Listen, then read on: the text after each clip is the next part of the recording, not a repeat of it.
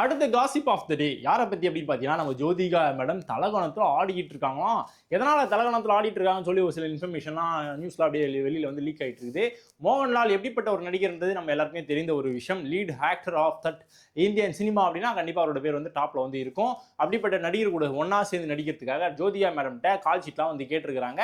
அவனும் ஓகேப்பா அப்பா நான் நடிக்கிறேன்ப்பா அப்பா கதைலாம் வந்து செகண்டரி தான்ப்பா, மோகன்லால் சார் தான்ப்பா ஃபர்ஸ்டே, அவரோட பேர் ஒரு படத்தில் இருக்கு அப்படின்னா எப்படிப்பட்ட ஒரு படமா அது வரும், அவரே வந்து ஒரு படத்தில் நடிக்கிறார் அப்படின்னா அந்த கதை எப்படிப்பட்ட ஒரு கதையா இருக்கும், நான் இதுக்கு ஸ்டோரிலாம் கேட்கணும், நான் நடிக்கிறேன் அப்படின்னு சொல்லி ஓகே சொன்னோம். அக்ரிமெண்ட்லாம் சைன் பண்ணுவாங்க பார்த்தீங்களா, அந்த அக்ரிமெண்ட் வந்து நீட்ட ஆரம்பிச்சிருக்கிறாங்க. ஆனால் நம்ம ஜோதிகா மேடம் இல்லைங்க இப்போ இல்லைங்க அப்போ போடலாம், அப்போ போடுறேன், இப்போ போடுறேன், அங்கே இருக்கேன், இங்கே இருக்கு அப்படின்னு சொல்லி அலக்கழிச்சிட்டே இருந்திருக்கிறாங்க. ஃபைனலாக மேடம் நம்ம போடலாம் மேடம், சைனை மட்டும் போட்டுருக்கு மேடம், படத்தை ஆரம்பிக்கலாம் அப்படின்னு சொல்லி கேட்டதுக்கு, ஏங்க ஷூட்டிங் ஆரம்பிக்கும் போது நாள் கூட கூப்பிடுங்க, அப்போ கூட நான் சைன் பண்ணிடுறேன் அக்ரிமெண்ட்ல அப்படின்னு சொல்லி நம்ம ஜோதிகா மேடம் சொல்லியிருக்காங்களாம். ஓகே ஷூட்டிங் வந்து ஆரம்பிக்க போகுது மேடம் வாங்க மேடம் சொல்லி கூப்பிட்டதுக்கு, இல்லைங்க நான் கொஞ்சம் பிஸியாக இருக்கேன், எனக்கு கொஞ்சம் வேலை இருக்குது அப்படின்னு சொல்லி தட்டி கழிச்சிட்டாங்களாம்.